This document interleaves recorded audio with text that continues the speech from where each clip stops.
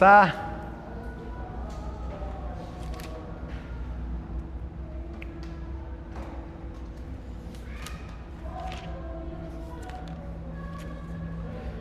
Pai querido e amado, nós te exaltamos nessa noite, te agradecemos por toda a tua bondade manifestada a nós. Obrigado que estamos aqui mais uma vez com o nosso coração aberto, preparados para receber a tua palavra. Queremos te pedir, Pai, a tua bênção para compreender as tuas verdades. Nós não queremos, Pai, fazermos leituras equivocadas das verdades do teu reino. Nós queremos cumprir fielmente as tuas orientações e buscar com o nosso coração entender tudo que o Senhor deseja para nós. Muito obrigado, Pai, por essa noite, por cada um dos meus irmãos, que o teu mover se faça presente em nosso meio. É assim que nós oramos e assim fazemos, Pai, em nome de Jesus. Amém? Bom, ficamos 2 semanas sem ter aula, né? Pelo menos comigo, não foi? Semana passada eu fui para São Paulo e na outra teve alguma coisa que foi mesmo, nem lembro. Mas eu não vi não. Tanto que hoje foi o casamento de meu irmão. Celebrei o casamento e saí correndo para vir pagar. Eu não vou faltar de novo não. É irmão de criação. A família dele me criou um tempo aqui em Feira. Minha mãe foi embora. E aí eu fiquei morando na casa deles aí. São os irmãos emprestados. Aí ele é divorciado. Me chamou para celebrar o casamento com a nova mulher. Eu digo, vou? Vou o quê? Bom, eu vou entrar em polêmicas. Está sendo gravado. Está gravando já, Agnes? Agnes? Dormiu? Se liga aí, viu, para fazer os... Ele larga lá e... nós vamos entrar na polêmica e eu pretendo iniciar e concluir hoje. Então, quem não veio, depois assiste e aí discorda. A polêmica. Casamento.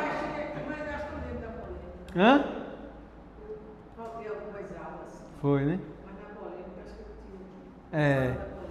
Porque essa daqui é uma polêmica grande, que hoje em dia, inclusive, existe muita gente defendendo que a Bíblia não defende. Mas também tem muita gente que tem uma compreensão acerca do assunto que também é muito perigosa, que não é o que o texto quer dizer. Então eu vou trazer aqui a minha compreensão, depois de muito estudo, depois de orar bastante, depois de pedir muita orientação ao Senhor. Nós vamos começar para chegar aqui no capítulo 19 de Mateus. Abra aí Gênesis 2. Gênesis 2, a partir do versículo 24. Deixa eu ver se é 24. Isso.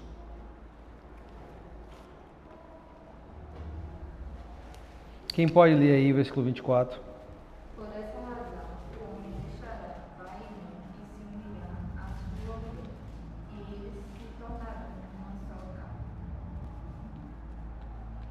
Então é o seguinte, primeira coisa que a gente precisa entender. Não, peraí.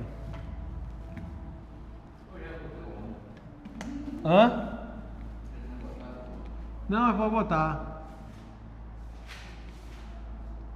Homem e mulher. Então eu queria falar primeiro sobre alguns pontos nesse texto. Por isso o homem deixará pai e mãe e unir-se-á a sua esposa, sua mulher, e os dois se tornarão uma só carne. Nesse versículo tem algumas verdades que para o casamento são muito importantes. E aqui eu estou lançando a base para a gente falar lá na frente de divórcio e de repúdio. Então olha só, primeira coisa que nós precisamos entender. O casamento ele eu vou colocar aqui, monogâmico. O que é o casamento monogâmico, quem sabe?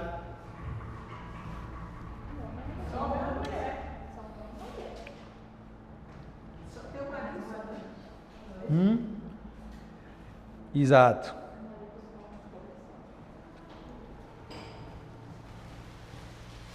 ele é...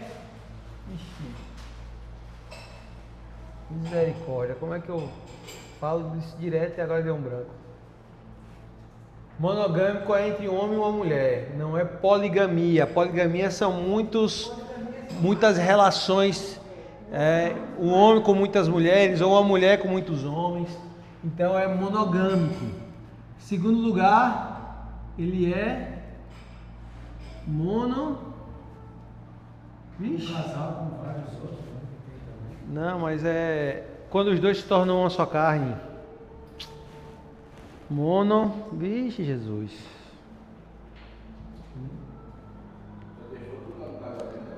Pois é, rapaz. Eu falo disso direto e agora fugiu da cabeça, não é possível não. Ô, pai, mas... eu vou lembrar daqui a pouco.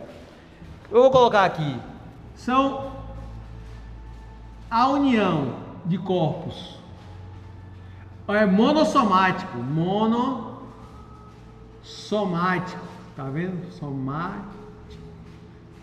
Monossom. O que é o monossomático? Soma é carne no grego, é corpo, é matéria. Então monossomático é os dois se tornam uma só carne. Então o texto está dizendo que o homem unirá seu esposo e tornarão uma só carne. Sabe? Então isso aqui é muito importante. E tem o outro que eu também não estou lembrado agora, mas daqui a pouco eu lembro também. E aí o que acontece? Aqui, o homem e a mulher são a base da família. O que é comum hoje em dia? É fragmentarem isso dizendo o seguinte: um homem constitui uma família, ou uma mulher constitui uma família. Não é isso que a Bíblia diz. Hoje estão querendo distorcer essa ideia do que é família, certo? Inclusive, trazendo como algo normal um homem educar os seus filhos. Então eu gosto de dizer o seguinte: imagine que isso aqui são pernas, que aqui é um corpo, que está a cabeça e os braços. O homem e a mulher são as pernas. Dá para ter um corpo só com uma perna? Dá. Não dá? Não tem gente que anda só com uma perna? Saci Pererê? Não tem gente que tem uma perna só? Tem. Né? É a mesma coisa? Não é. Então não dá para a gente dizer que família pode ser de qualquer jeito. Família é um homem e uma mulher. E Deus institui isso aqui que é a família. Vou dizer que esse boneco aqui é a família.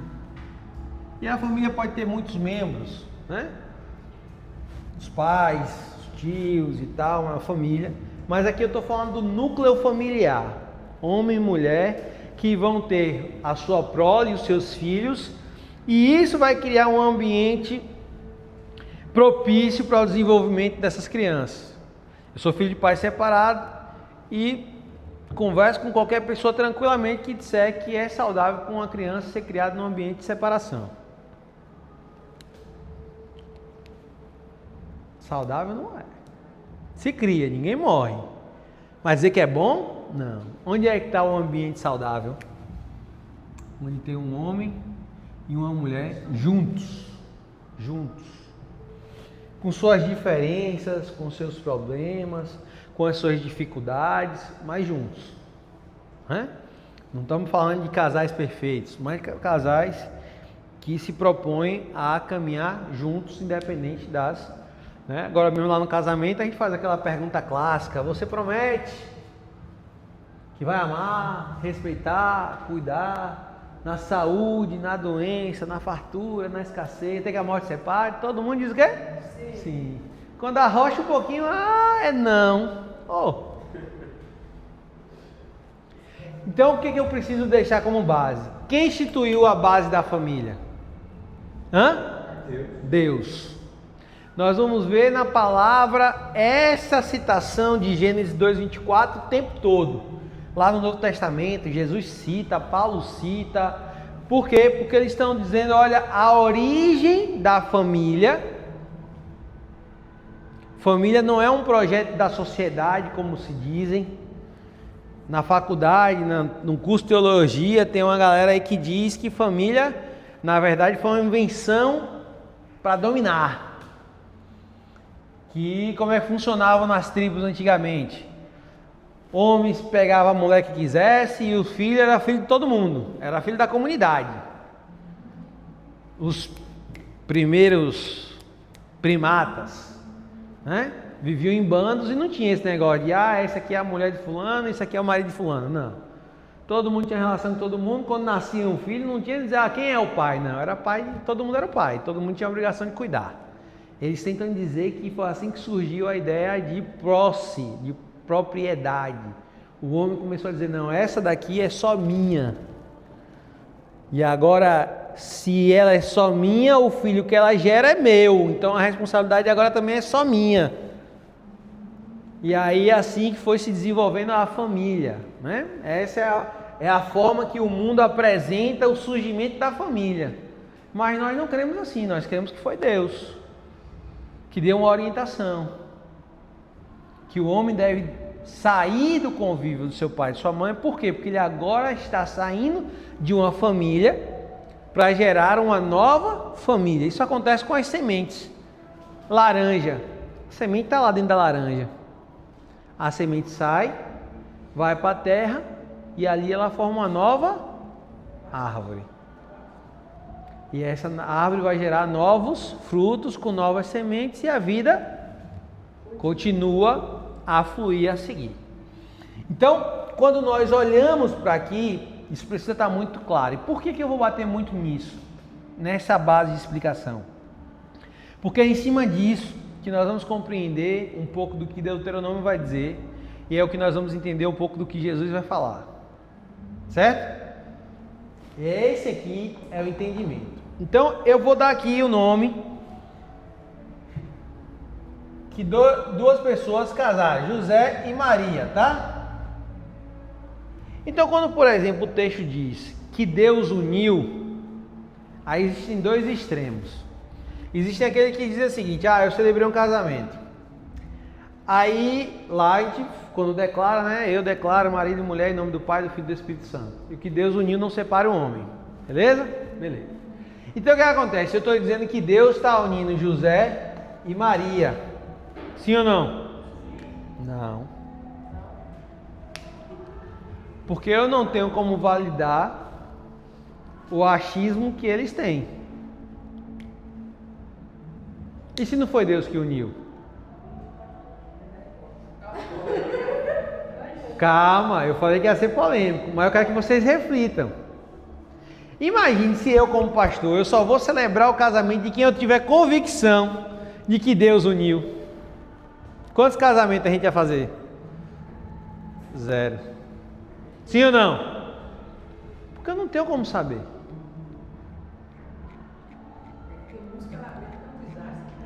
Aí onde está? Aí onde entra outro problema. Foi Deus que uniu? Que é onde entra. Foi Deus que uniu os dois. Se foi Deus que uniu, como é que brigam? Por que quebra o pau? Por que separa? Aí a gente tem um problema. Sim ou não? Temos. O que a gente precisa entender? Que quando nós falamos que Deus uniu, nós estamos falando que Deus abençoa a família. Que Deus uniu essa proposta de um homem se casar com uma mulher e constituírem uma família. Então Deus, vamos dizer assim, Deus uniu formando o casamento. De quem é o casamento? É de Deus. Esse negócio, teve uma fase aí que era muito forte, acho que vocês não pegaram essa fase, que tinha um negócio do tal de eu escolhi esperar. Alguém já ouviu falar nisso? Já deve ter ouvido. Já ouviram? E aí ficou um monte de adolescente, um bocado de jovem abestalhado, dizendo assim, não, eu não vou paquerar, eu não vou olhar para ninguém, porque Deus já separou minha varoa. Teve um que chegou com 35, aí ele se desesperou também, aí queria sair pegando qualquer uma. Eu digo, peraí. Porque, Acabou a espera. Deu vontade de dizer, ainda demorou ainda, mas tudo bem. Porque eu tive uma conversa uma vez com ele que eu falei assim, eu não consigo entender assim como algumas pessoas acham. Porque olha só, se a gente for pensar assim, todo mundo sabe que tem muito mais mulher do que homem. Sim ou não? Então Deus está errado. A conta não bate. Porque tem mais mulher para pouco homem. Então Deus errou na quantidade de homem que fez, ou aumentou demais as mulheres. Então eu não creio muito nesse sentido. Mas eu creio que Deus une propósitos. Certo? Então eu não vou nem no extremo nem no outro. Eu creio que Deus une propósitos. Deus olha. Eu gosto de falar também. Teve uma vez uma jovem daqui da igreja que estava nessa pegada também. Ela disse: porque eu sonho com um homem que Deus vai me mandar, que eu vou casar e que nós nunca vamos brigar porque é o escolhido de Deus. Aí ela falava e eu ficava assim, me corroendo por dentro. Eu falei: Jesus, eu falo, tu fala, eu falo, tu fala. E teve um dia que eu não aguentei, eu digo: eu vou ter que conversar. Fazia parte da minha célula, e eu chamei ela para conversar. Eu falei assim: vem cá, como é esse homem de Deus que ele já me revelou, pastor? Na época não era pastor não. Ou seja, que ele já me revelou como é que ele vai ser. Eu digo: como é? Que ele vai ter dinheiro, que ele vai me levar para os lugares que eu gosto de ir, que ele vai me tratar igual uma princesa. Eu digo: e que ele vai ser bonito, alto, forte. Aí ela desenhou aquela ideia de príncipe encantado. Aí quando tu olha para o mercado, tu diz: filha, diminui a exigência, senão tu vai ficar sozinha. Aí eu não falei nada, deixei, né? E ela: porque ele vai ser assim, e vai ser assado, né? Pense que a mulher botou o sarrafo lá em cima. Mas é Deus, pastor, que vai mandar. Eu digo: mas tu ouviu Deus falar mesmo? Ou foi o teu desejo de olhar um ator bonito nos filmes, nas novelas, e ficar sonhando? E aí eu comecei a arrochar ela: não, pastor, foi, e não sei o que. Eu digo: minha irmã, deixa eu te falar, deixa eu orientar. Eu sou casado já há um tempo, eu também, a gente vive muito bem, mas isso aí que você não existe não. De não brigar, de concordar com tudo, são dois mundos diferentes, habitando a mesma casa. Isso não existe. Aí comecei a dar um choque de realidade nela. Tá bom, pelo menos isso eu deixo pra lá. Mas tem que ser bonito, forte, com dinheiro. O tempo foi passando. Se eu pudesse falar quem é, que você ia olhar pro marido, tá aí na igreja até hoje. Tu olhar pro marido, tu vai dizer assim: diminuiu muito pra...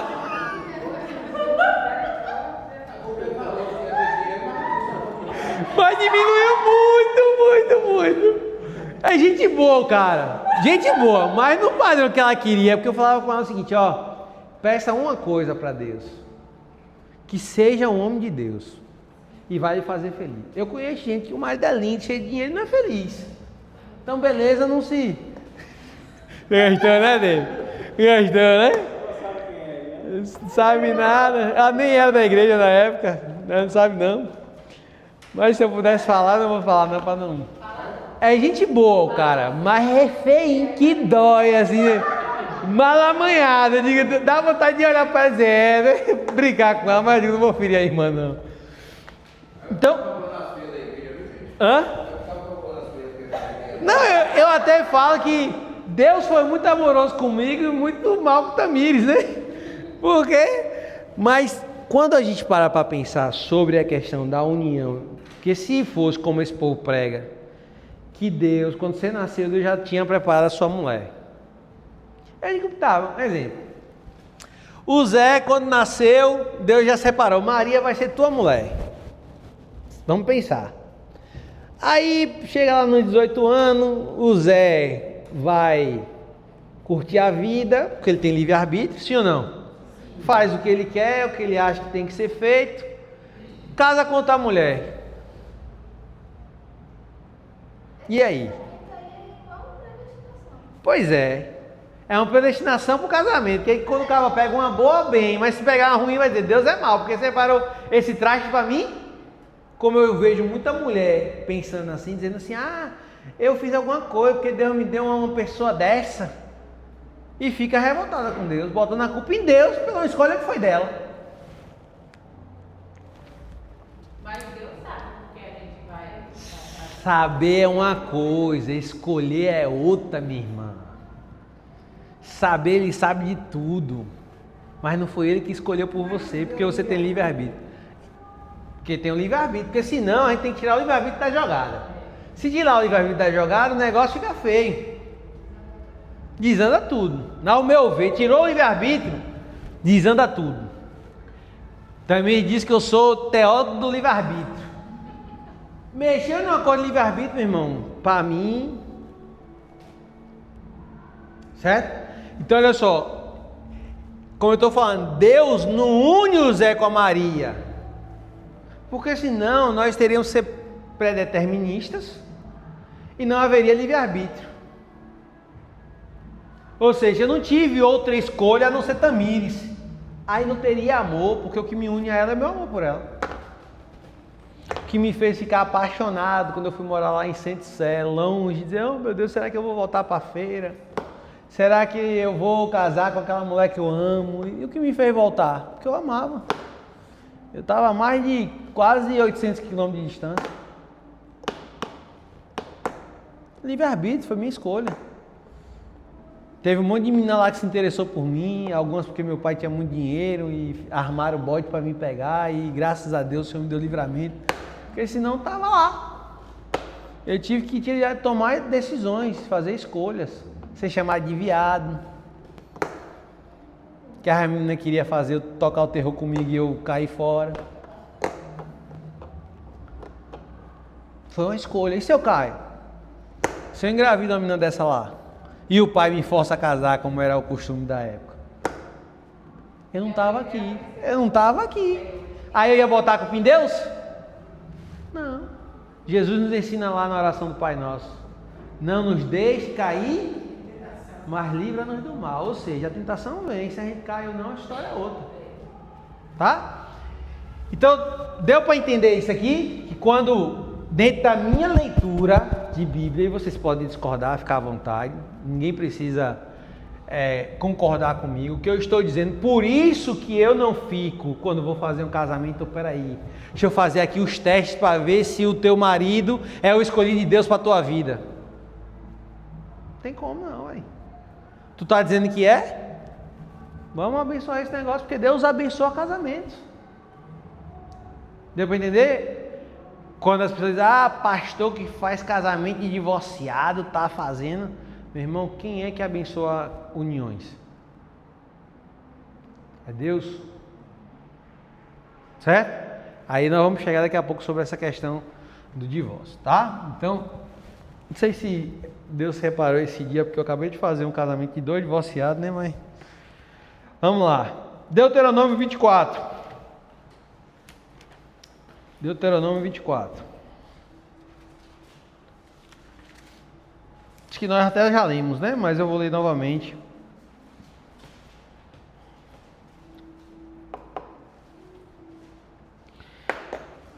Verso 1. Se um homem se casar e a esposa não for do seu... Vou esperar vocês abrirem aí para vocês lerem. Hã? Lê aí.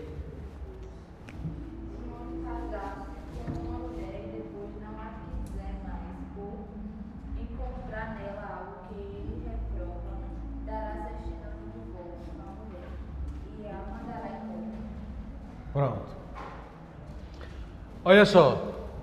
Eu vou ler na minha versão aqui. A minha versão diz assim: se um homem se casar e a esposa não for do seu agrado, porque ele descobriu alguma coisa vergonhosa da parte dela, ele escreverá um certificado de divórcio e o dará a ela, mandando embora de sua casa. Em algumas versões ele mandando de volta para sua casa. Alguma versão aí diz isso? Deuteronômio 24. Alguma versão diz assim, voltando para sua casa? Não, né? A minha diz: e a despedir de casa. Pronto. Depois de partir, ela poderá casar-se com outro homem. Foi divorciada, recebeu a carta de divórcio, texto está dizendo, depois de partir, ela poderá casar-se com outro homem. E se este também a rejeitar e escrever um certificado de divórcio, desculpa, e o der a ela, mandando embora da sua casa, ou até mesmo se ele morrer, o primeiro homem que a mandou embora não poderá casar-se de novo com ela, pois ela foi contaminada. Isso seria detestável para o Senhor. Não tragam culpa sobre a terra que o Senhor, seu Deus, lhe dá como herança. Então, olha só. O homem se casa com a mulher, descobriu algo vergonhoso,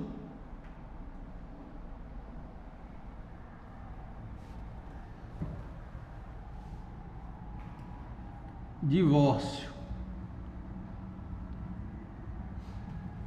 O que é o divórcio? Alguns, inclusive, vão dizer o seguinte: divorciar-se era já uma prática comum. Vamos lembrar quando é que Deus está instituindo isso aqui? Deuteronômio 24. Quem lembra? Quem lembra o que está acontecendo aqui? O povo está saindo do Egito, está prestes a entrar em Canaã. Moisés faz 3 discursos, Deuteronômio são 3 discursos de Moisés, e Deuteronômio 24 é um desses discursos, onde está se estabelecendo a lei, certo? Para que o povo, ao entrar em Canaã, sigam a lei conforme o Senhor orientou. Então o que acontece? Essa ideia de divórcio já havia no Egito Antigo. Só que como é que alguns estudiosos dizem? Que já se fazia a prática de, assim como era pago um dote, era se devolvido esse dote à mulher, porque ela agora teria que sobreviver pelas suas custas. Se ela não tem mais um marido para cuidar dela, para sustentá-la, ou ela volta com recursos para a casa da sua família, dos seus pais, até se casasse novamente. Obrigado, mano. Deus abençoe. Até casasse novamente, ou ela ia pegar esse dinheiro e iria fazer alguma coisa que era permitido na época. Porque vocês às vezes a gente cai muito nessa ideia de que mulher só trabalha hoje em dia. Não, mulher já trabalhava há muito tempo. A mulher lá de Provérbios 21 é uma prova disso. Ela negociava tecidos, ela fazia muita coisa. Então, desde que o mundo é mundo, a mulher trabalha. Não nos trabalhos como hoje, porque a maioria dos trabalhos daquela época eram trabalhos braçais. Então, não era todo tipo de trabalho que a mulher exercia. Mas, a mulher, quando ela se divorciava, ela recebia o dote. O marido tinha que pagar para se divorciar dela. Que na verdade o nome não é dote não, é um outro termo agora que eu esqueci. Mas eu vou colocar dote aqui. Você sabe que dote é quando vai casar. Quando vai divorciar não é partilha não, mas eu vou dar o nome partilha para não ficar dote. Que eu esqueci agora qual é o termo. É como se fosse a partilha, dividir os bens, como acontece mais ou menos hoje em dia. Já acontecia lá atrás, não como é feito hoje dentro da lei. Mas o homem tinha que, ao dar a carta de divórcio, dar também recurso, partilha, tá? E o texto está dizendo que essa mulher, após ser divorciada, ela pode casar-se de novo, sim ou não? Então, se essa mulher agora se encontra com outro homem e se casa com ele, tá tudo certo.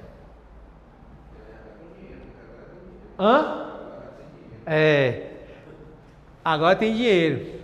Tá? Então, percebam, a lei de Moisés está dizendo que a mulher ela pode se casar novamente. Tranquilo até aqui? Dúvidas? Por enquanto não, né? Então, preste bastante atenção que existe uma grande discussão, uma grande polêmica em relação o que é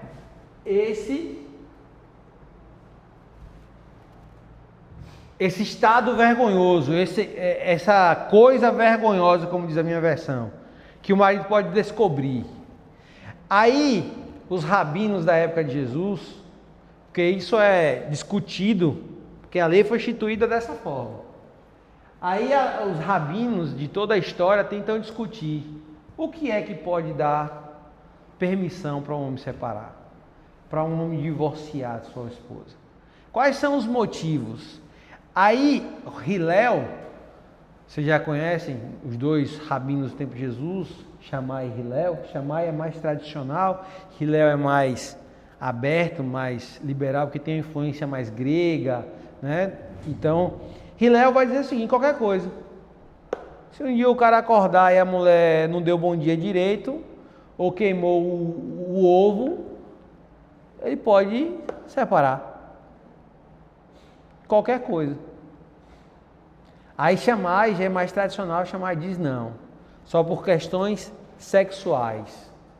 Só se a mulher traía o homem. Ou o homem traía a mulher. Ou se o homem ao casar-se descobrir que a mulher não é virgem. E foi vendido que ela era virgem. Vendido, entenda a ideia, não a mulher, né? Porque, por exemplo, a mulher que já foi divorciada, o cara que vai casar sabe que ela não é mais virgem, então não tem como reclamar.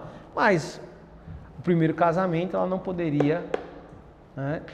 Ela teria que ser virgem, e se ele descobrisse que ela não era, ele poderia dizer, ó, tá aqui, me venderam gato por lebre.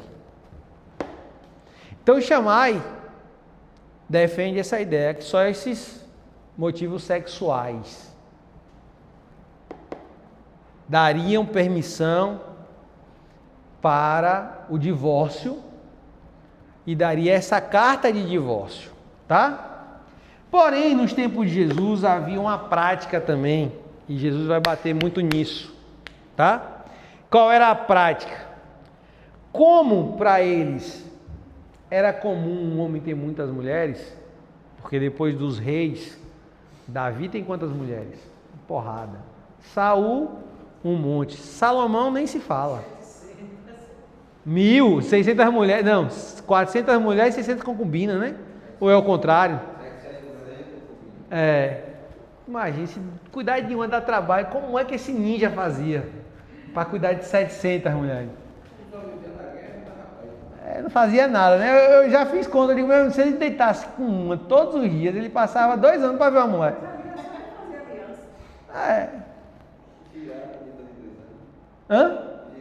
É isso, em 2 anos, imagine. Aí se o cara tivesse uma queridinha, imagine quando é que ia. Eu não consigo nem imaginar, mas enfim. O fato é que nos tempos de Jesus, o que estava acontecendo? Acontecendo algo chamado repúdio. O que era o repúdio? Eu vou me casar aqui com fulana, fulana não me trata mais bem, tá nem aí, não sei o que, eu vou escantear ela e vou casar com outra. Ficou velha, vou pegar uma novinha agora. Mas eu não divorcio, eu não libero ela. Ela continua aqui, dentro da minha casa, e eu humilho, eu deixo lá no canto, trato como uma escrava. Certo? Isso é repudiar. Hoje em dia tem muita gente vivendo o repúdio para não viver o divórcio. Então tem muito casal vivendo de fachada.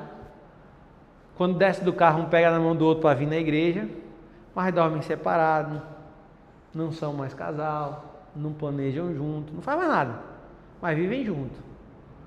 Para quê? Para não viver o divórcio. Aí a gente tocou na... E qual é a motivação do repúdio? Os bens. E também a vergonha. Eu tenho uma família mesmo que é assim. Eles separaram e a justiça deu direito a ele se aproximar dela até essa idade, né? Só que os dois trabalham juntos. E aí? Ele teve a mesma empresa, só que a empresa dele é a que mais dá lucro. Ela não quer, ele trabalha os dois juntos. E a obra da justiça não pode se aproximar da gente, mas ele trabalha no mesmo local. Pronto, aí agora vamos lá para Mateus 19. Com todo esse contexto, nós vamos agora... Deu para entender o que é repúdio? Certo? E onde é que está o nosso problema? É porque na grande maioria das traduções é traduzido como se fosse a mesma coisa. Divórcio e repúdio. E são duas coisas diferentes. Ah, peraí, antes de ler isso eu tenho que ler outra coisa aqui. Peraí que eu...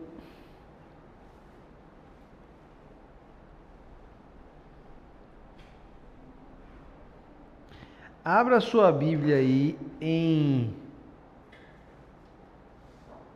Jeremias 3. Esqueci de ler isso.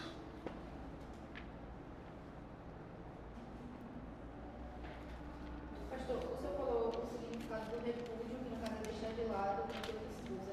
E o divórcio é só a questão da separação? O divórcio é quando você tem realmente a separação total, cada um vai viver sua vida. O homem tinha que dar essa carta de divórcio para a mulher, que dava a ela essa liberdade para ela casar-se novamente, constituir família, e ele tinha que dar recursos a ela. E isso geralmente era baseado naquilo que ele pagou para tê-la, né? Por quê? Porque existem duas formas daquela época. Uma é do homem receber o dote do pai da noiva, e outra é dele comprar o dote da noiva. Certo? Nas duas possibilidades do divórcio, ele tinha que devolver alguma coisa para ela. Não poderia deixar desamparada. É o que a lei diz. Tá?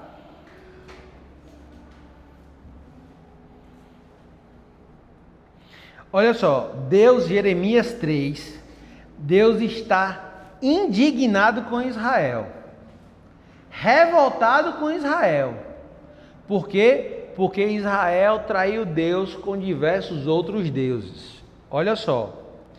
Se o homem se divorciar da esposa e ela se casar com outro homem, ele não a receberá de volta, pois isso contaminaria a terra. Você, porém, se prostituiu com muitos amantes. Isso aqui é Deus que está falando, para Israel. E, no entanto, quer voltar para mim, diz o Senhor. Olhe para o alto dos montes, existe um só lugar em que você não tenha se contaminado pelo adultério com outros deuses? Sinta-se à beira do caminho como uma prostituta à espera de um cliente, sozinha, como um nômade no deserto, contaminou a terra com sua prostituição e a sua perversidade. Por isso, não vieram as chuvas de primavera, pois você é uma prostituta descarada que não tem vergonha alguma. Olha que pesado, é Deus falando com a sua igreja, com o seu povo, sua igreja, com o seu povo.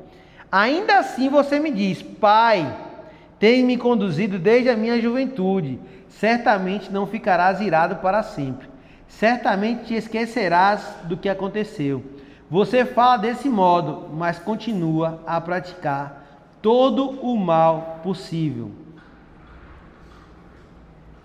Aí, olha só, preste atenção no que o Senhor vai dizer aqui. Durante o reinado... Versículo 6 agora. Continuando. Durante o reinado de Josias, o Senhor me disse: viu que fez a infiel nação de Israel? Como esposa que comete adultério, Israel adorou outros deuses no alto dos montes e debaixo de toda árvore verdejante. Olha só o que ele está dizendo. Como a esposa, Israel traiu ele em todas as árvores, com todos os deuses.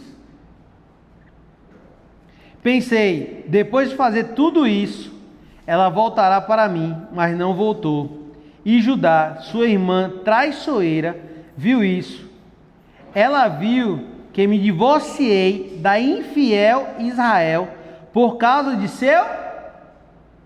Vocês não estão lendo não, gente? O que é que diz o texto?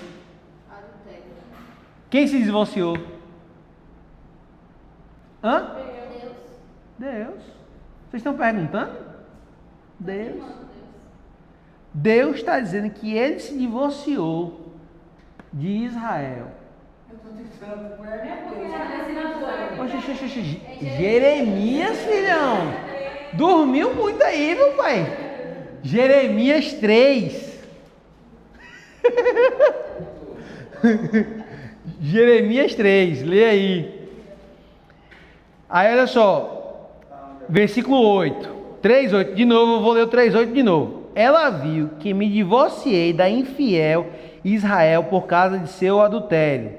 Mas Judá, irmã traiçoeira, não teve temor algum. Também me deixou e se entregou à prostituição.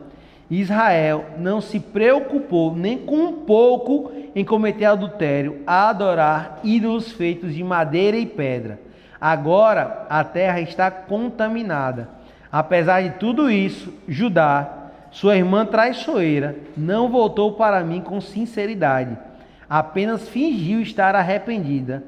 Eu, o Senhor, falei. Aí eu lhe pergunto.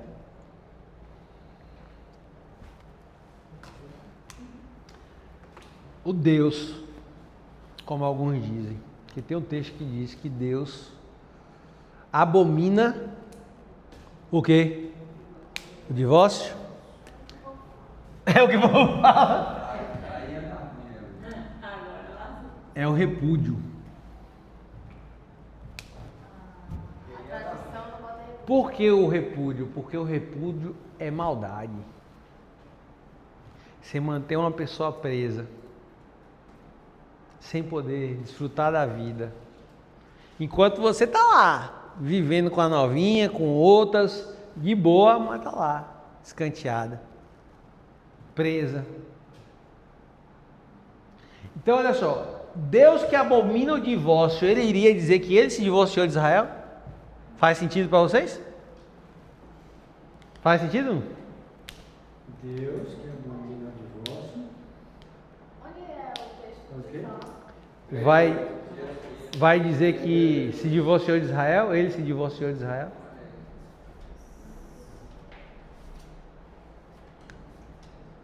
Você leu aí o texto? Jeremias 3:8. Lê aí na tua versão. Sua versão é boa. Tem? Lê aí.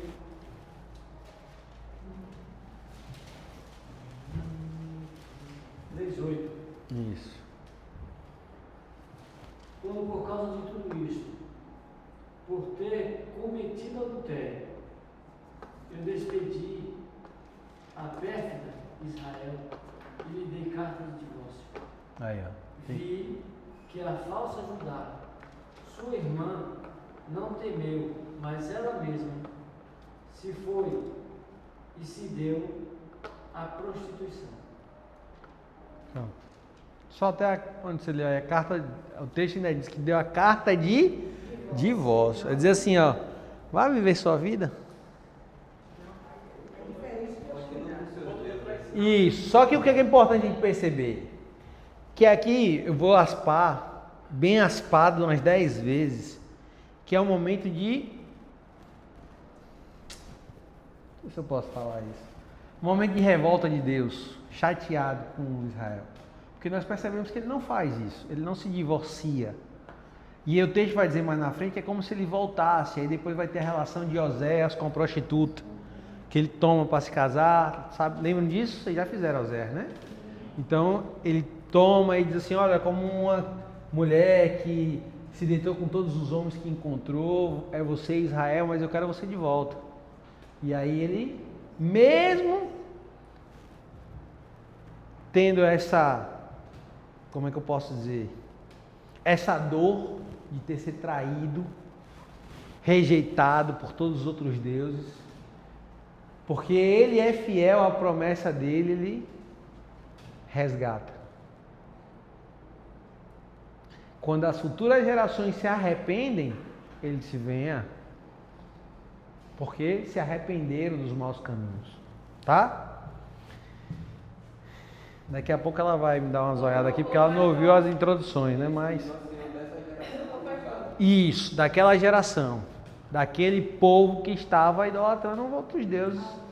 E no caso desse divórcio é porque o povo não quer se arrepender. Isso, aí você vê que ele fala no final do texto que nós lemos que até Judá não se arrepende de forma genuína.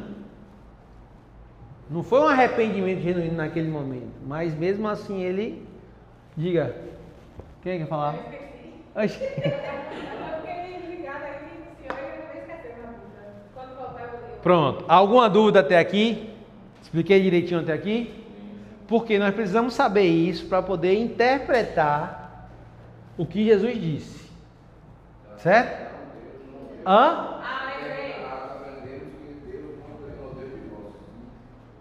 E sim o repúdio. Porque vocês entenderam a gravidade do repúdio? Deu para entender? Não é desumano o repúdio. E o repúdio é como se fosse aquele jeitinho brasileiro. Ah, eu não preciso divorciar. Se eu posso ter outras mulheres, eu não preciso divorciar, eu não preciso perder o meu recurso. Se eu mantenho aqui para me servir como uma escrava. E aí o que acontece? Se ela se revolta e sai, aí ela está cometendo adultério. Por quê? Porque ela não recebeu a carta de divórcio. Deu para entender? Aí ela está tendo relações com outro sem ter a sua carta de divórcio. Adultério. Porque para a mulher é adultério, mas para o homem pegar outra mulher e casar, nós sabemos, por isso que alguns dizem assim, é machista, é patriarca, porque o homem podia ter várias mulheres, mas uma mulher não podia ter vários homens. E de novo, quando você olha para a lei e para aquilo que é instituído é um homem e uma mulher. Ah, lembrei, é heterogâmico. Heterogâmico. Ou seja, a união não é de pessoas do mesmo sexo. É um homem e uma mulher. Tem que ser uma relação hétero, transformando os dois em uma só carne. É aquela ideia do positivo e positivo não bate, se repelem, né?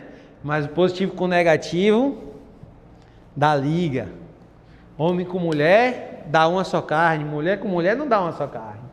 Homem com homem não dá uma só carne. Tá? Então, aqueles três, ainda bem, falei que eu ia lembrar? Pronto, agora diante de tudo isso, tem outro texto para a gente ler, mas vamos ler logo Jesus e depois a gente vai para 1 Coríntios. Quando Jesus terminou de dizer essas coisas, o que é que Jesus terminou de dizer? Qual é a base? Quem lembra da última aula? Perdão. Pronto. Vou até botar aqui, ó. Perdão.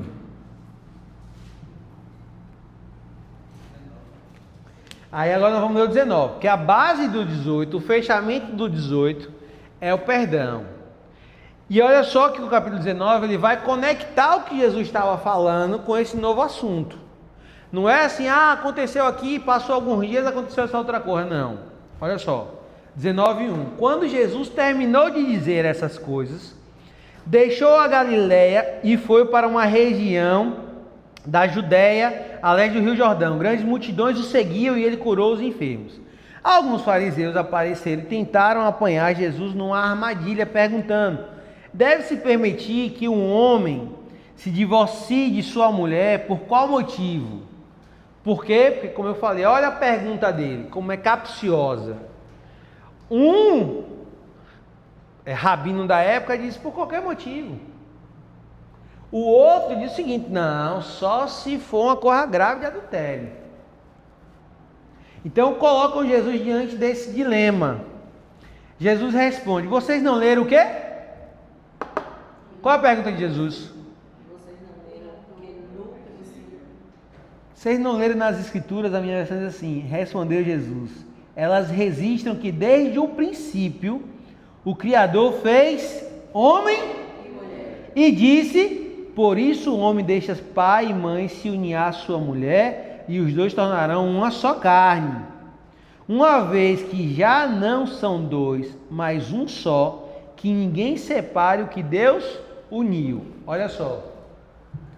Aí vamos esquecer aqui de novo o Josézinho e a Maria. O que ele está dizendo é, a partir do momento que esses dois se uniram, são um só. E aí eu vejo duas leituras para se tornar uma só carne. Uma, que é mais comum, é o ato sexual, que já foi comprovado cientificamente que o ato sexual entre uma mulher e um homem gera uma conexão de corpos, de alma. Isso é comprovado.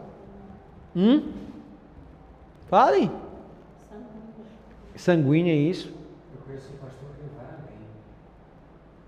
Ele diz, a partir do momento que você trocou saliva, você já teve um ato com ele. Aí ele explica. Quando você precisa fazer o DNA, cabelo serve? Serve. A saliva serve? Serve. O que tem na saliva? O seu DNA. Se tu colocou na boca de alguém, você trocou DNA. Outro DNA para ela. Se ela colocou na tua boca, então tem gente com muito DNA aí, viu? Tem muito DNA aí. Então presta atenção. Muito DNA trocado nessa vida. Ele vai nessa pegada. Não, eu tô falando, tem muita gente com muito DNA trocado. E aí a outra leitura, essa da saliva eu nunca tinha, mas faz sentido, porque realmente não é uma coisa que a gente faz com qualquer pessoa, não deveria ser, né? Mas, infelizmente no dia de hoje, não só a saliva é tão comum como o próprio ato, né? Que diga o carnaval. E aí eu gosto da outra leitura, que é mais profunda, é que nós nos tornamos uma só carne por meio da nossa prole. Porque os nossos filhos são 50% de quem eu sou e 50% de quem ela é. Por mais que a aparência não seja 50% de um de outro, mas a carga genética é 50% de cada um. A ciência comprova isso hoje. Então, imagine que naquela época não tinha sexo sem procriação. Tinha anticoncepcional. Certo?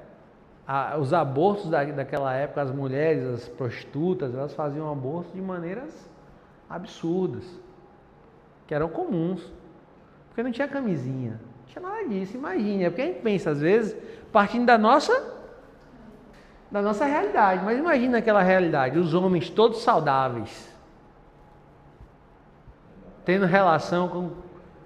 Era filho aí, é pra bater em doido. Quem aqui na família teve homem que teve 10 filhos, 15 filhos? Era difícil? Não. Quem na família? Tu tem? Meu pai teve 18 netos. Imagine. Então, imagine. Agora, com toda a dificuldade que nós temos hoje de alimentação, de tudo, né? 18. Imagina naquela época. Né? Porque, olha só, quando nós olhamos para a Bíblia e vimos assim, o cara teve, por exemplo, 10 filhos. Às vezes só relata a quantidade de homens. E as mulheres? Não se contava. Só se contava as filhas de reis. Por quê? Porque poderiam gerar casamentos políticos. Mas os homens normais, quando contava só os homens. Quando se falava em tribos, era praticamente isso aí. Porque eu vou dar um exemplo claro. Quando Moisés tira o povo do Egito, diz que são 800 homens? 800 ou 600, não lembro agora. Uma coisa dessa. Sem contar mulheres e crianças. Antes. Você vai contar. São 12 tribos, de nada fica de fora. De nada não conta. Entendeu? Não se contava, mulher. Só que a gente às vezes olha e diz, o cara tinha 3 filhos. 3 filhos homem.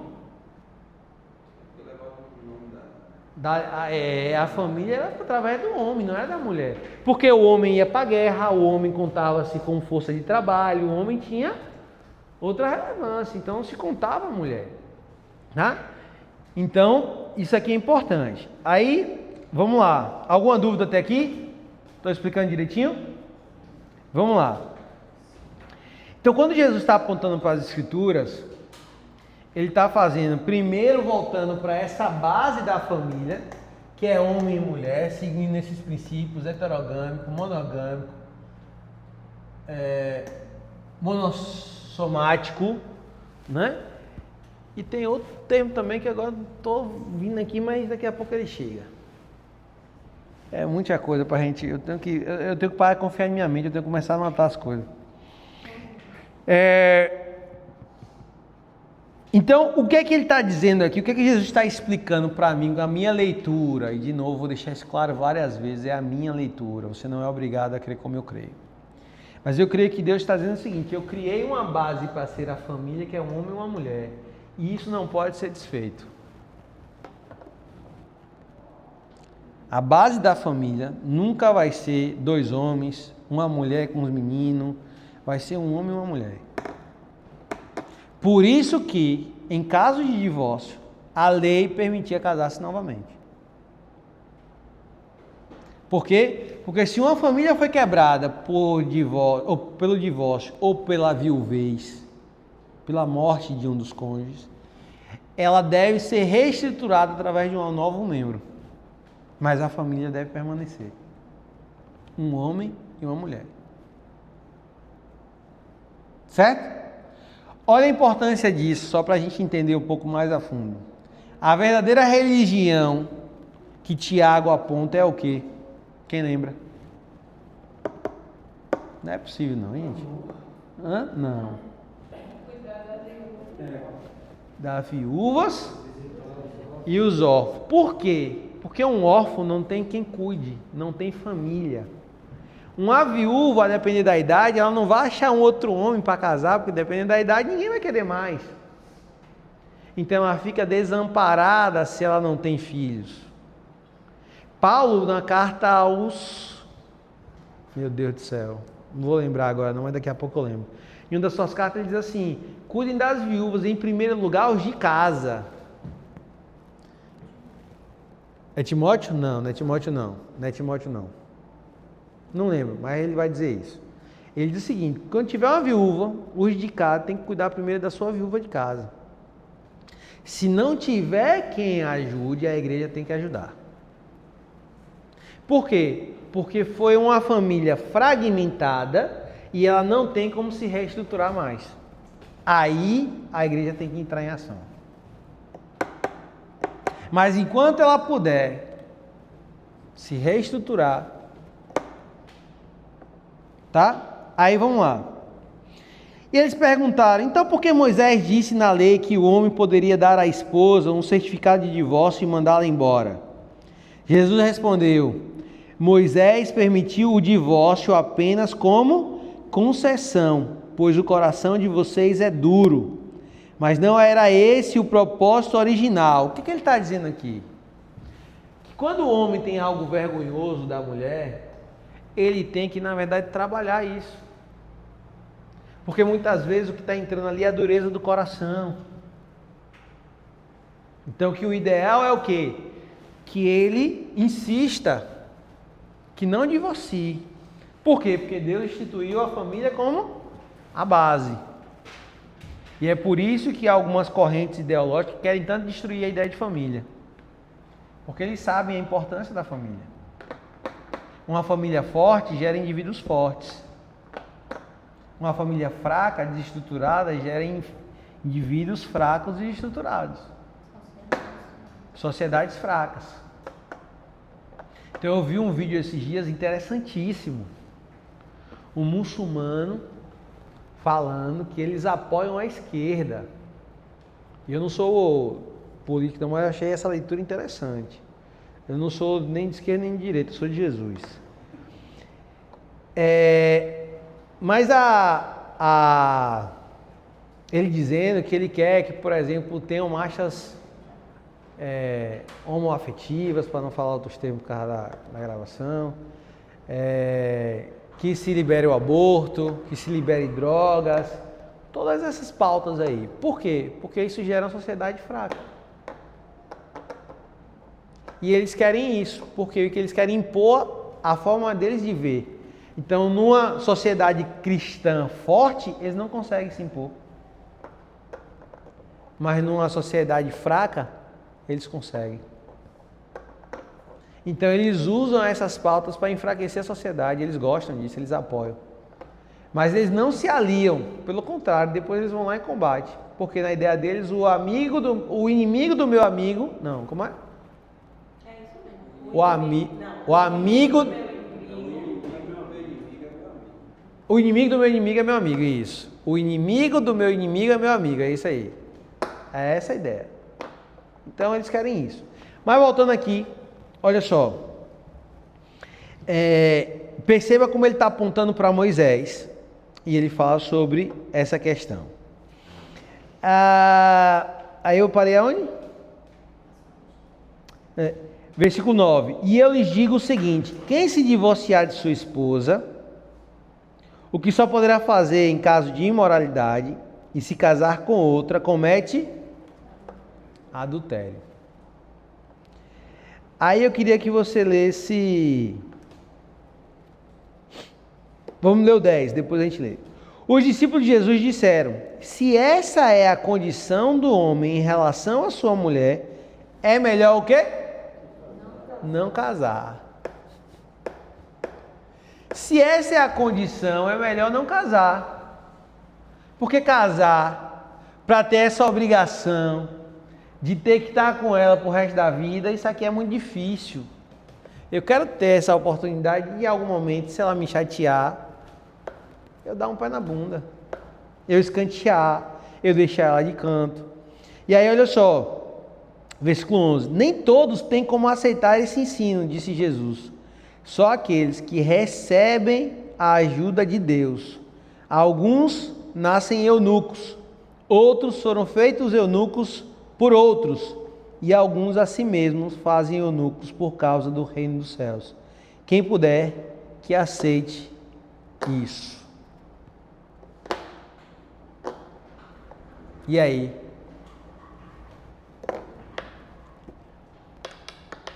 E aí?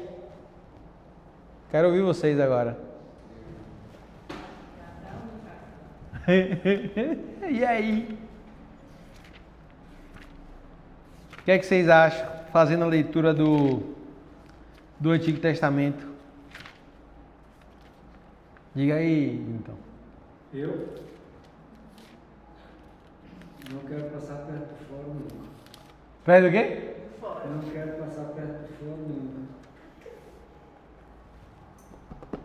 Nem longe, cada dia mais. Eu acho que ninguém casa pensando em divorciar. Não é verdade? Hã? Ninguém casa pensando em divorciar. No passado isso, né? Não, hoje as pessoas assim, eu vou casar, mas se der errado eu divorcio. Quem vai te falar dessa isso? Pô. Tem muitos. Ei, deixa eu te falar. O Samuel hoje envolve contrato. Eu sei. Vou casar, você vai me dar X, eu vou ganhar X, então daquele dia o cara fora aí. Também tem também. Eu nunca fiz um desse não, porque os que eu faço, a declaração de amor é tão bonitinha que eu digo, é pra vida toda. Dá vontade de filmar, pra não dizer assim, tá tendo problema. Eu digo, peraí que eu vou lhe mandar um vídeo aqui, se eu lembrar o que foi que você falou. Porque os votos são tão bonitos, eu me emociono, eu digo, ô Jesus. Muita gente hoje Isso é verdade. a emoção não é a razão, né? Sim. Se você for colocar a razão, é por isso que eu acho que é noivado, que é o período para você poder Conhecer, né? E ver se realmente aquilo ali. Sim. Deixa eu explicar isso aqui. Todo mundo sabe o que é eunuco? Eunuco é o cara que tipo capado? Isso mesmo. É isso Você resumiu. O que ele está dizendo? Alguns nascem eunuco. O que ele está dizendo? Que algumas pessoas nascem sem um desejo sexual que é o problema, que o inimigo pega isso e distorce. Já que você não tem um desejo com o outro sexo, eu vou fazer você ter pelo mesmo. E aí gera o problema. Mas o texto está dizendo que alguns nascem eunuco. Outros são feitos eunucos pelos outros, porque quando o homem era separado para cuidar do harém do rei, o rei mandava eunucizar o cara, capava o cidadão. Porque o cara não pegar a mulher dele. Certo? Então eram... Hã? Imagine Salomão com um monte de mulher lá, as mulheres tudo doida, e Salomão se dá conta. Oxi, e o negócio é pegar. Então, alguns são feitos eunuco pelos outros, mas o... Hã? Não entendi. A novela é assim? Um dos eunucos se fingiu de castrado. É mesmo? Fingiu? Misericórdia. E aí ele pegava as mulheres. O Miséria. cara que fazia cirurgia lá, ele entrou em acordo com o cara, né? Meu Deus do céu. A cabeça daquela mulher Criativa. Misericórdia. E ele fala que outros se fizeram eunuco por amor ao Senhor. Certo? O que é isso? Eu não sou eunuco, eu tenho a atração, mas porque o Senhor me pede, eu não vou ter mais relação com ninguém. É o que Paulo vai dizer. Aí a novela diz o quê? Que Paulo tinha uma noiva, não foi assim? E ficou frustrado e aí abandonou a noiva para seguir Jesus, como se Jesus estivesse ali. Não, a noiva que abandonou ele. Ah, foi a noiva? Ah, foi a noiva primeiro. Se converteu e eu Porque eu nunca assisti não. Ela quis voltar. é. Quis voltar e ele já não quis mais. Não quis mais. Então olha só, vamos agora ler 1 Coríntios capítulo 7.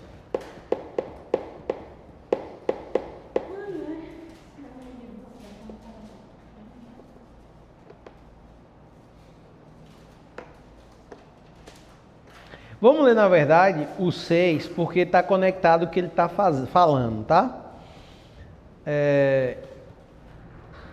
Uma coisa está ligada à outra. 6,15. 1 Coríntios 6,15. Vocês não sabem que seu corpo é, na realidade, membro de Cristo? Acaso um homem deve tomar seu corpo, que faz parte de Cristo, e uni-lo a uma prostituta? De maneira nenhuma. E vocês não sabem que se um homem se une a uma prostituta, ele se torna um só corpo com ela? Pois as Escrituras dizem, os dois se tornam uma só. Mas a pessoa que se une ao Senhor tem com ele uma união de espírito. Fujam da imoralidade sexual. Nenhum outro pecado afeta o corpo como esse. Pois a imoralidade sexual é um pecado contra o próprio corpo. Vocês não sabem que seu corpo é o templo do Espírito Santo, que habita em vocês e lhe foi dado por Deus?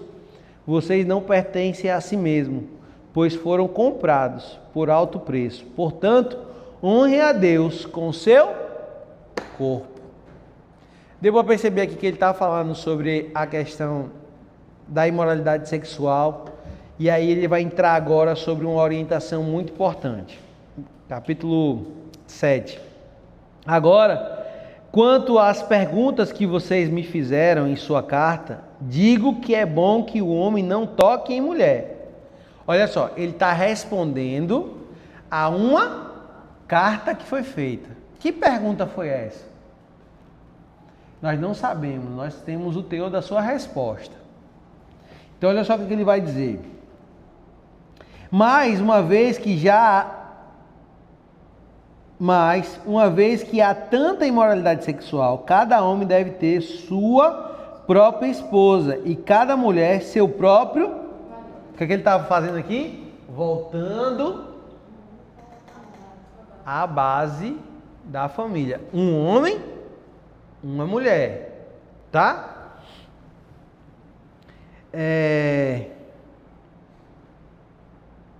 A esposa...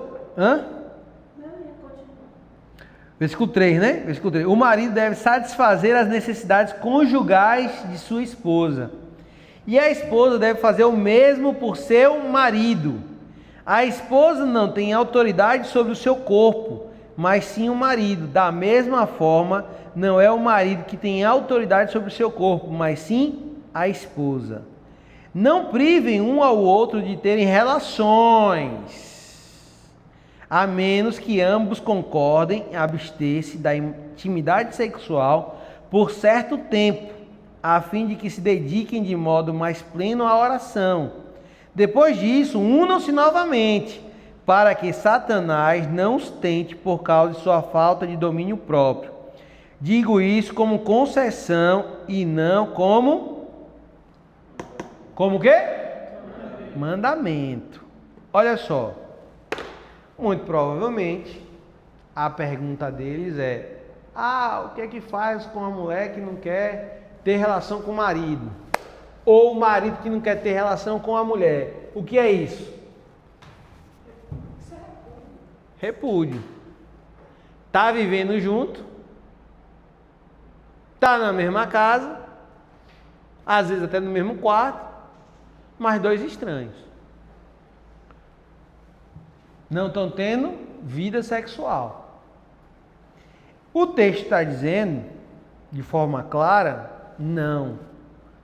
É o que nós percebemos que faz sentido essa pergunta sobre o repúdio, porque perceba, ele está dando uma resposta de duas pessoas que continuam vivendo, mas estão sem relações. E aí ele está dizendo: só façam isso, só abram a concessão de não ter relação se for de comum acordo. E se for para oração. E por pouco tempo, para que não caia em tentação. Porque imagine, o cara está lá, vivendo a sua vida, a mulher doida para fazer, mas geralmente é o contrário, né? O homem está doido para fazer, a mulher não está nem aí. Doido para namorar. E a mulher, quero nem saber o que é que ele está dizendo. Tentação vem.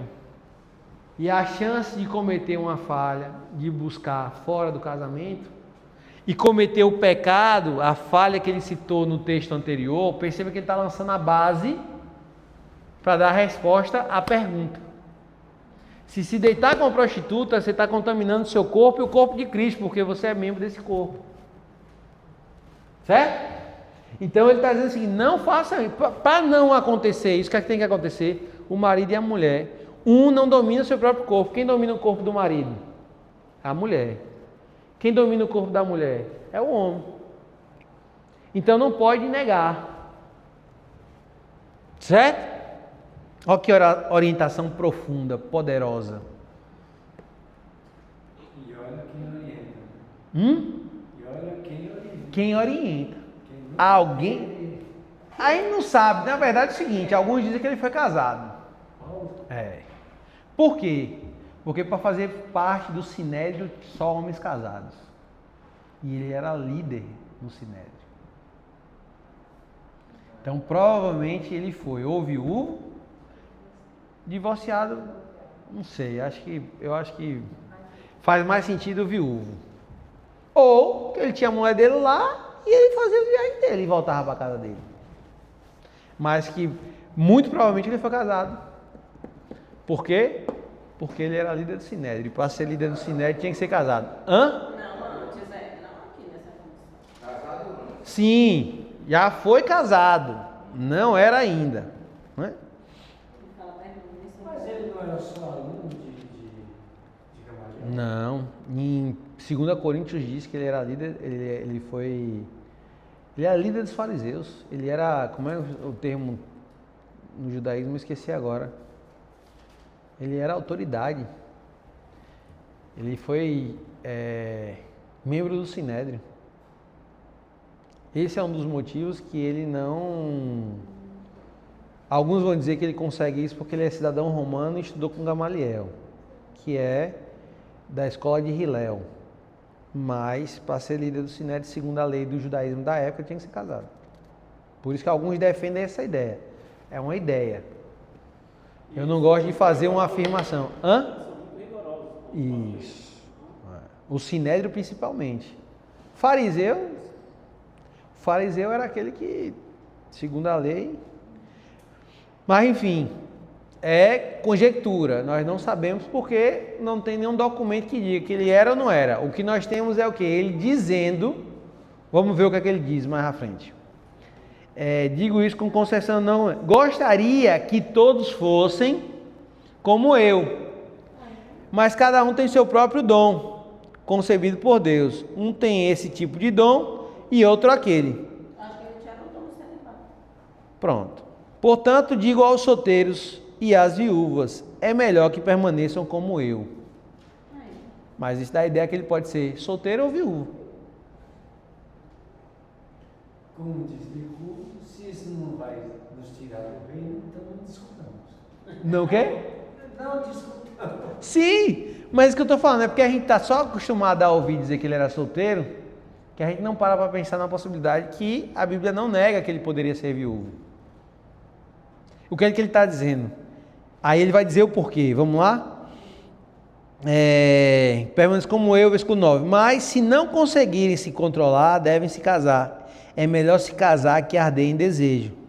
Para os casados, porém, tem uma ordem que não vem de mim, mas do Senhor. A esposa não deve se separar do marido, mas se o fizer, que permaneça solteira ou se reconcilie com ele. E o marido não deve se separar da esposa.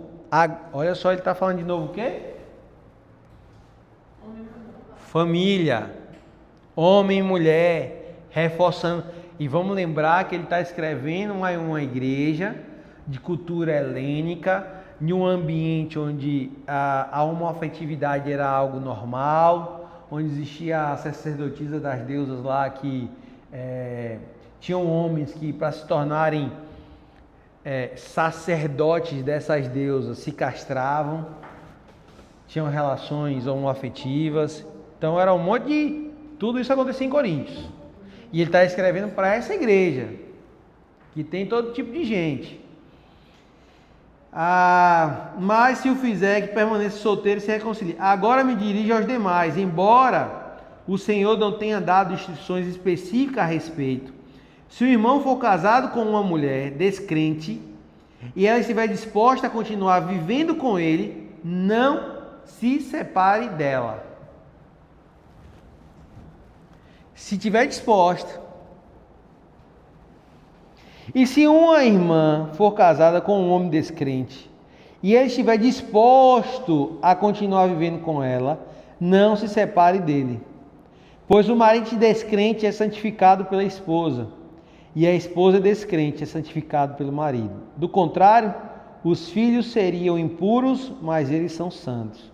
Se, porém, o cônjuge descrente insistir em se separar, deixe-o ir.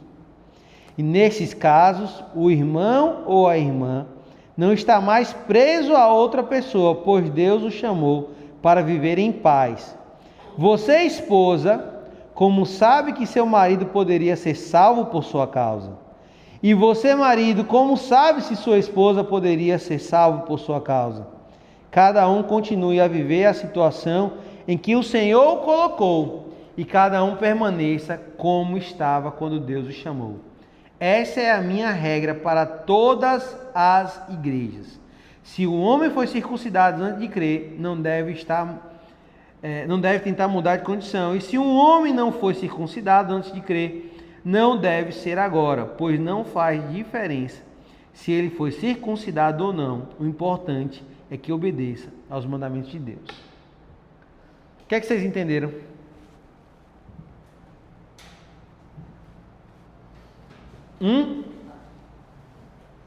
Hã? São muitas informações, né?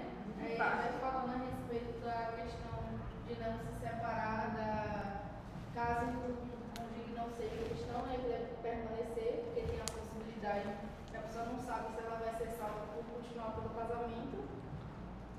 Isso. Uma coisa que eu achei interessante nessa parte é que fala que é o não descrente não quiser. Então, o crente Tem que querer. tem que querer. Porque ele está falando da ideia de santificar. Abraça seu BO. Abraçou. E o caso do descrente não querer, porque ele não teme a Deus. E tipo, ele agora, quando eu já vi essa história, né? Quando eu lhe conheci, você não servia esse Deus aí, você era outra pessoa. E agora você mudou. Então eu não quero essa pessoa nova, porque não foi com ela que eu me casei. No caso do descrente, né? Falando. Tipo assim, a gente ia pra festa, bebia, enchia a cara, e agora você não quer ir mais. Eu já vi situações assim, né?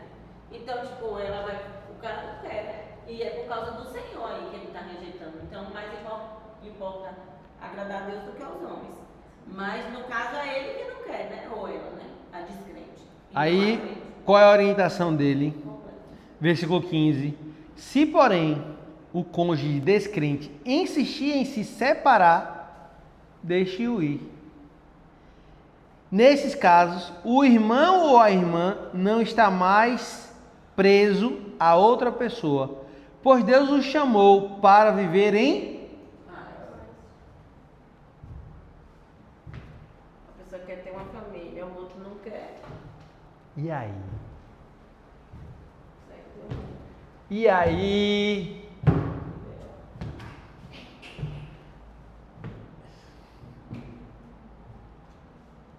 Qual a conclusão que vocês chegam? Isso se encaixaria também, sabe o que eu pensei aqui agora? Na situação do chamado, que é uma questão que a gente conhece também, né? Tipo, era crente, mas quando o marido foi chamado para o ministério, disse que não queria. Era para escolher o chamado ou a pessoa. Se encaixa com isso aqui, né? Aí o cara é pastor. Aí a mulher quer abandonar ele. Foi embora. Ele não queria. Ele não queria, insistiu, foi atrás, tal, aquela coisa toda. Que eu era o chamado a ela. Aí o que ele fez? Ficou com chamado. Demorou um tempo, casou de novo. Era da igreja, né? Mas não Não era crente, não, verdade.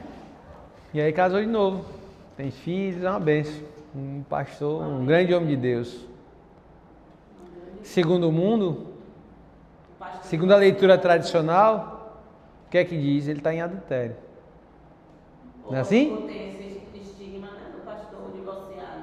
Mas muitos não conhecem a história dele, né? Para saber o porquê disso ter acontecido. Então assim, ó, gente, deixa eu concluir, porque hoje... Deixa eu concluir meu raciocínio. E de novo, eu vou deixar claro. É a minha opinião. Certo?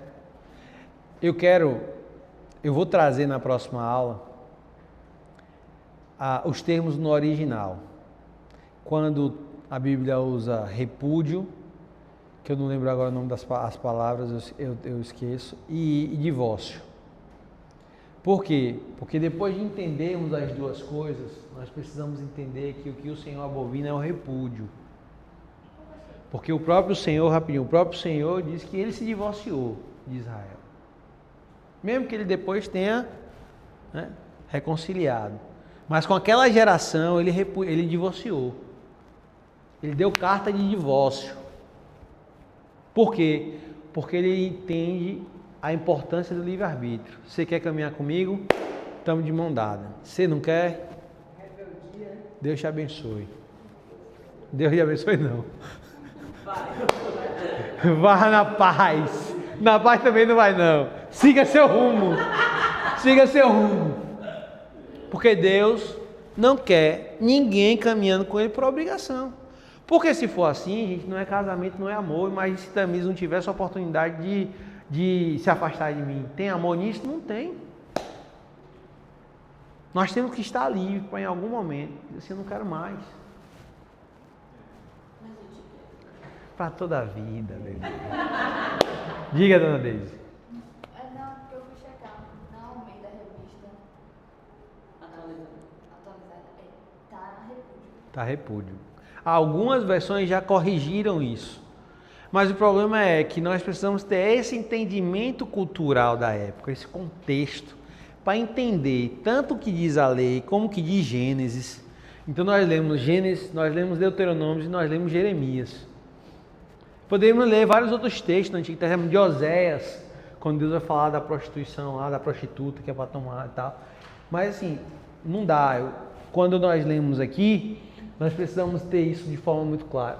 Então o senhor é a favor do divórcio? Não. Não sou a favor de divórcio, porque o divórcio é a ruptura com a vontade de Deus, que é a família.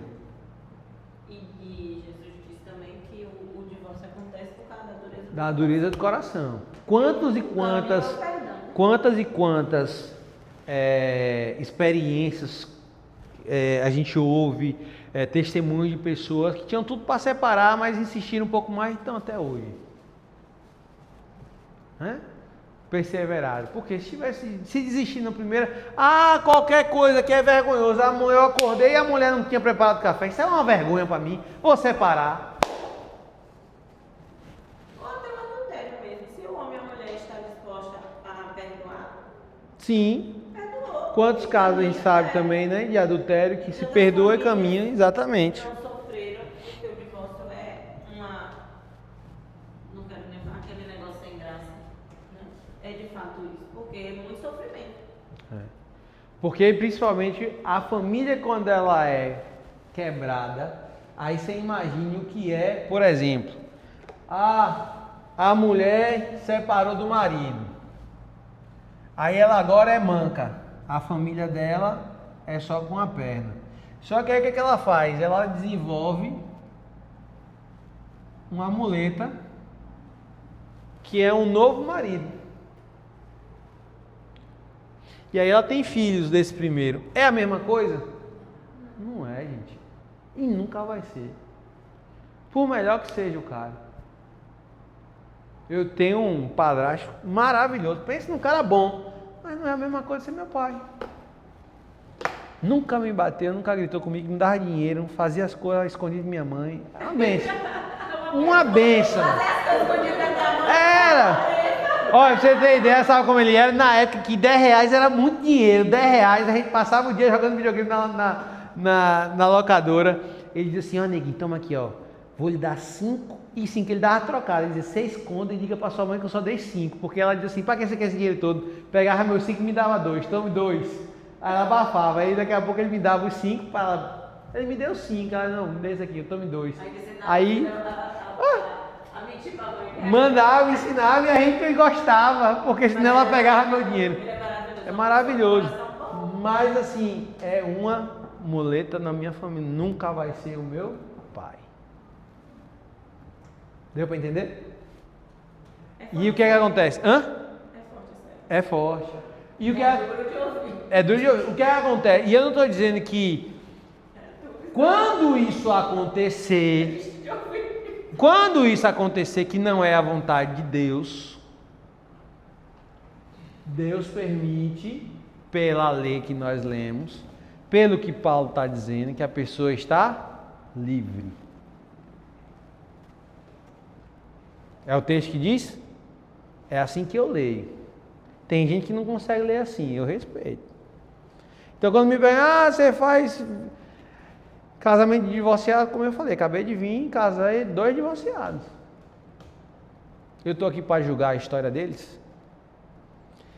Algo que Deus falou muito forte no meu coração quando Ele me deu algumas palavras em relação ao casamento, que Ele ia me fazer um pastor casamenteiro.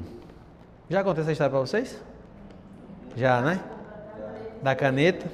Deixei lá em cima a caneta. Não, tá aqui, ó. Tá aqui? Tá, ó. Essa caneta. Eu só uso para casamento. Foi essa daqui. Essa maravilha. Tá aqui meu nome. Samuel Paiva. Casamenteiro? Não, casamenteiro não. Casamenteiro não. Se fosse na Catarina, você escrevia Santo Antônio, é. E aí, quando Deus falou comigo, eu entrei nessa crise. Mas porque eu estava no início do ministério, tem pastor que não celebra casamento de divorciado, porque, segundo essa leitura, né, Deus abomina o divórcio e tal. E aí eu falei assim, Senhor, e aí, como é que eu me comporto? E eu senti muito forte, Deus falou no meu coração que Ele estava me chamando para abençoar famílias, para ser um instrumento de bênção na vida de pessoas. E é isso que eu faço. Eu não estou ali dizendo assim, tá unido aqui porque Deus uniu agora e amarrar. Não tenho esse poder. Se tivesse. Em todos os casamentos que eu fiz até agora na minha vida como pastor, nessa semana eu fiquei triste porque é o primeiro, né, amor? Não lembro de outro não. Os outros a gente conseguiu ajudar. O primeiro casal que separou, tô falando. Com problema tiveram diversos, que a gente vai lá, ajuda e tão junto, graças a Deus. Mais um separou. Essa semana eu fiquei sabendo. Então, eu acho que a gente não tem que tomar essa cruz, não é nossa. A gente não tira o livre-arbítrio de alguém quando a gente abençoa e diz: estão unidos em nome do Pai, do Filho e do Espírito Santo. Então essa é a minha leitura, é assim que eu penso. Reflitam um pouco, discordem, fiquem à vontade. Nós estamos aqui para aprender juntos, né? E é importante deixar isso muito claro. Nesse caso não adianta estar junto para agradar a Deus, mas viver no repúdio. Né? Não está agradando a Deus. Mentira, fachada.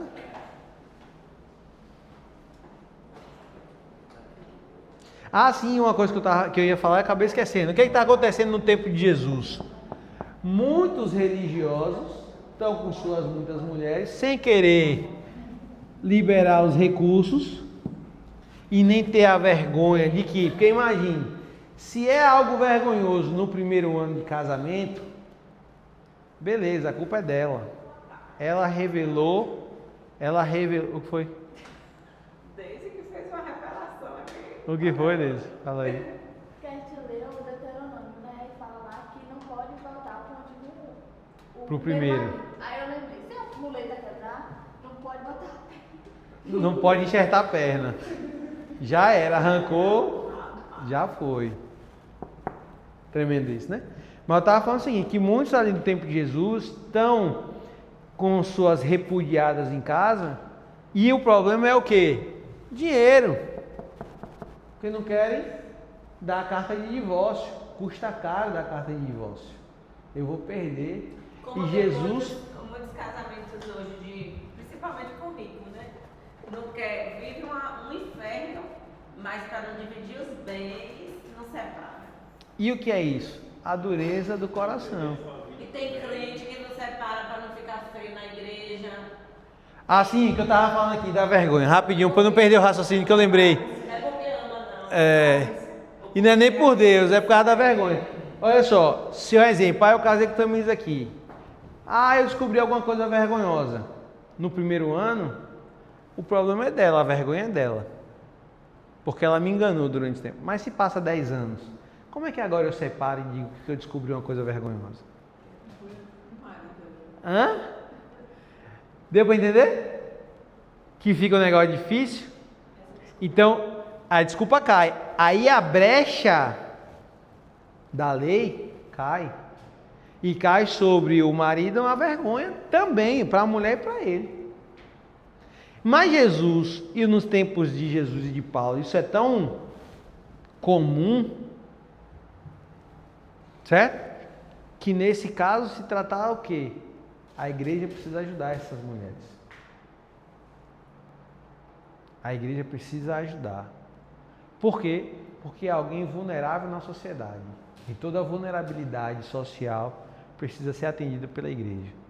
Assim como lá em Deuteronômio, um estrangeiro deveria ser acolhido com amor e com respeito na nação. Se ele estivesse disposto a viver segundo os padrões da nação, as leis do Senhor, ele deveria ser acolhido. O Senhor também traz isso nos seus ensinos no Novo Testamento. Então, diante disso, nós eu pelo menos chego a uma conclusão muito clara, que de novo, Deus não se alegra, porque Ele vai ter famílias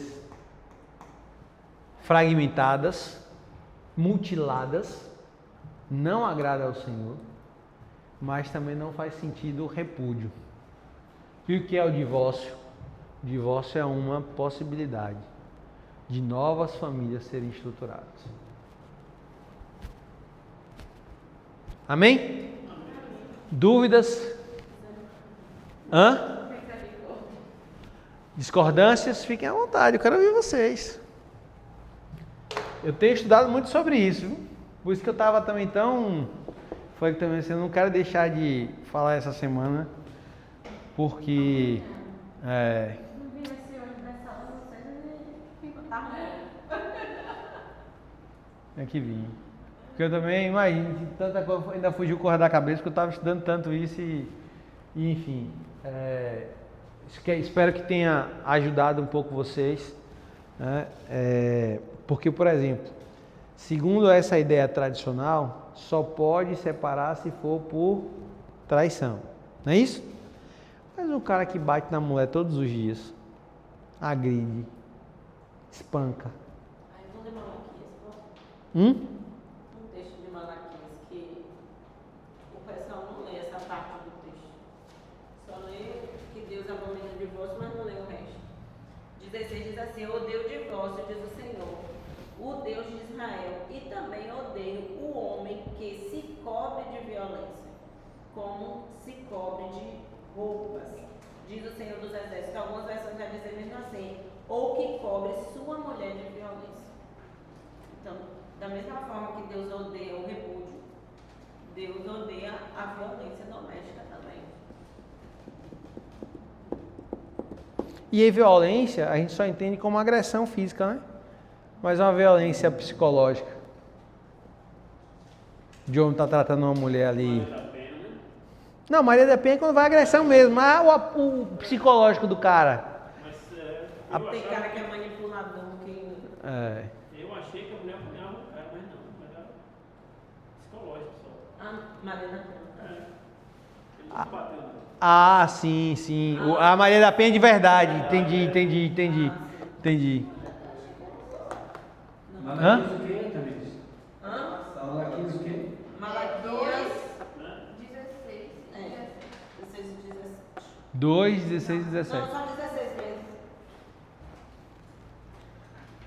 Amém, gente? Dúvidas? O texto termina assim, ó. Por isso tenham bom senso, não sejam infiéis. Esqueci de ler a última. Tenham bom senso. Porque esse infiel aqui vai entrar também nessa questão. Eu quero agradar a Deus, mas não está funcionando. Você é infiel do mesmo jeito, né? Sim. Porque assim, ó, por que tem gente que tá repudiado e não divorcia? Porque às vezes está idolatrando um outro que não é Deus. É a sua própria imagem, é o seu dinheiro, é o seu status. Entende? Enquanto estiver tentando restaurar o casamento, aí tá certo. Tem que continuar. Mas quando os dois estão juntos só para sair na foto, aí Deus não está nesse... Eu não acho que Deus esteja nesse negócio. Eu não consigo ver Deus nesse negócio. Mas pra... Maria da Penha, você assistiu o documentário? Não assisti não, cara. Eu vi uma reportagem falando algo sobre. Na hora que você assistir, você vai ver O negócio é bem complexo. tudo. Foi tudo a narrativa, né? Pelo que eu vi, Não, assistam. Eu já ouvi falar alguma coisa sobre isso. é uma lei que é boa, mas É tem porque vários ela filhos trabalhou e com ele, mentira. aí a gente pensa que foi o marido que atirou pra ela, tá? E por isso que a lei tem o nome dela. A vítima foi o marido. Caramba, pastor, o senhor falou a respeito da questão do repúdio, né? Que o senhor não vê Deus nisso. Acaba que aí é uma conjuntura de mentira. E Deus não vai se agradar de mentira. Você está ali apenas para passar uma imagem para outras pessoas. De qualquer forma, você está mentindo. Exatamente. Agora, E Jesus foi tão... Se tem uma coisa que Jesus foi tão impaciente, foi com esse tipo de farisaísmo, né? Que queriam expor algo, mas que por dentro, quando ele diz lá em Mateus 23, sepulcros caiados, por dentro vocês são bonitos, por fora vocês são bonitos, mas por dentro vocês fedem. Né? Então, tipo assim, ele está dizendo assim, ó, vocês têm uma aparência aí que está vivendo tudo bem com a esposa de vocês, mas lá dentro da casa de vocês eu sei que o pau está quebrando, que você não respeita sua mulher, entendeu? Vocês são fedorentos. Diga, Thaís.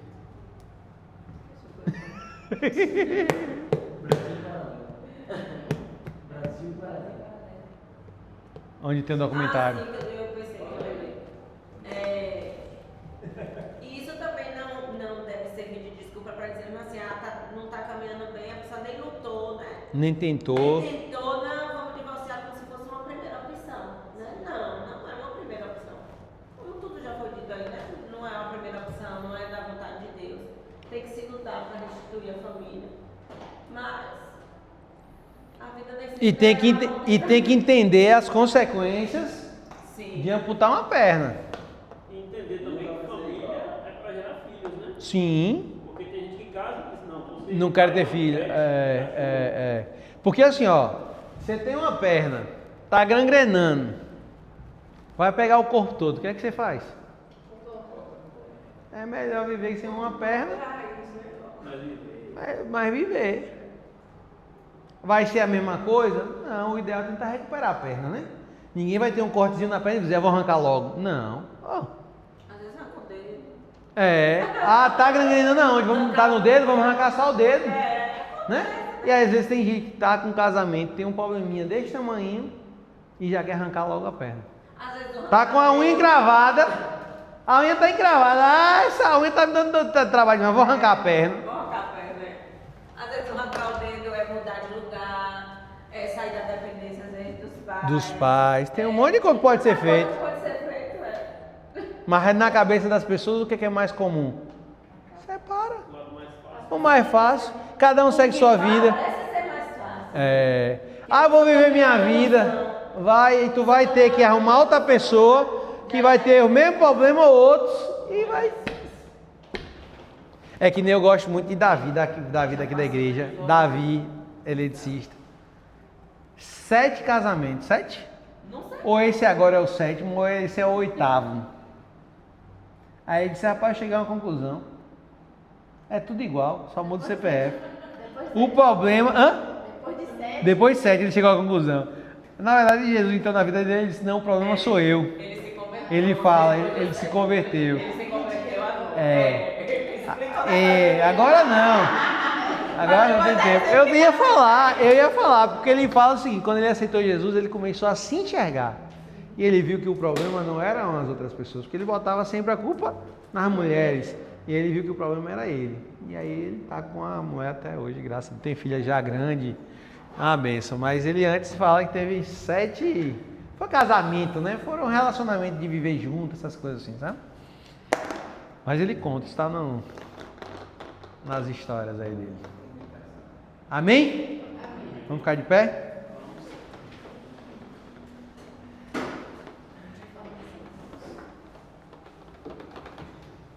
Para aí, Thaís. Querido Senhor, nós queremos te louvar, Senhor, mais uma vez, bendizer o teu nome, te agradecer por esse tempo na tua presença, debruçados na tua palavra. Queremos, Senhor, te pedir, Senhor, que o teu Espírito Santo venha estar, Senhor, trazendo clareza ao nosso coração, Deus, trazendo paz ao nosso entendimento, que não haja dúvida, Senhor, quanto a aquilo que diz a tua Escritura, Pai, que o Senhor vem estar iluminando, que a luz do Senhor venha brilhar dentro de nós e que possamos ter um entendimento do que de fato a tua palavra nos ensina. Se estamos tendo uma interpretação equivocada, Pai, se porventura, Senhor, a gente possa estar entendendo algo errado, que o Senhor, em nome de Jesus, nos ajude, Pai. Nos ajude por meio do Teu Espírito Santo a compreender, Senhor, as verdades do Senhor para nós. Amém, Jesus. Porque queremos experimentar, Senhor, a Tua boa, perfeita e agradável vontade. E nós sabemos, Senhor, que sim, família é projeto do Senhor. Sim, Senhor, é desejo Teu, Pai, que as famílias sejam fortes, sejam sadias, Pai. Que as famílias, Senhor, cresçam e amadureçam, Senhor. Oh Deus, e que dê muitos frutos. Amém. Pai, essa é a tua vontade, esse é o teu plano, Pai. Mas como seres caídos que somos, Senhor, muitas vezes nos deparamos com tantas coisas nessa vida, tantas situações, Pai. Tantas histórias, Senhor, que nós ouvimos. E nós também não queremos olhar o outro, Senhor, com um olhar de julgamento. Sim, Deus. Com um olhar, Pai, que traga condenação ao nosso irmão, Pai. Oh Deus, nos ajude, Pai. Nos ajude a lidar uns com os outros. Nos ajude, Senhor, a caminhar juntos uns com os outros. Trazendo, Senhor, por meio da Tua palavra, paz ao nosso coração, Amém. Senhor. É isso que nós te pedimos em nome de Jesus. Amém. Tudo aquilo que venhamos a fazer, Pai, seja de fato, Senhor, para o louvor da Tua glória. E naquilo que a gente muitas vezes, da forma com que nós nos expressamos com o outro, falamos com o outro, que também seja para o louvor da Tua glória, Pai. Que a nossa leitura bíblica não venha, Senhor, ferir, não venha com um teor de orgulho para ferir o irmão, Pai. Nos livre disso, Senhor, em nome de Jesus. Amém. Nós te pedimos que o Senhor nos leve em paz para nossas casas. Amém. E nos livre de todo o mal. E muito obrigada mais uma vez por esse tempo, Senhor. Em nome de Jesus. Amém. Amém. Vão em paz.